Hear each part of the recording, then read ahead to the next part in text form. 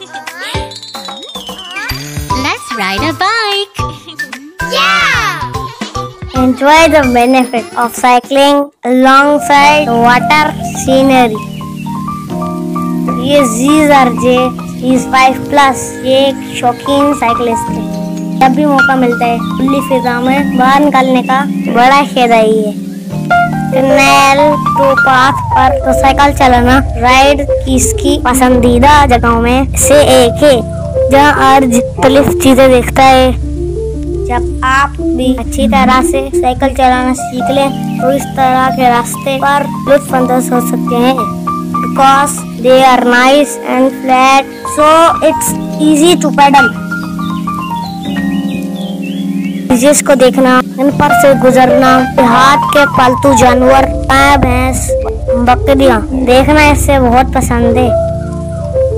तो पाथ पर राइडिंग के साथ नहर को देखने के साथ साथ मुख्तलिफ परिंदे भी दिखते हैं। Dangerous animal you might encounter is a dog. They can be fierce, so be careful. Canal टोपा कई सेक्शंस पर अड्डी ट्रैक हो सकता है और राइडिंग के लिए थोड़ा मुश्किल तंग हो सकता है। आर्च को ऐसे रास्ते से गुजरना एडवेंचरस लगता है।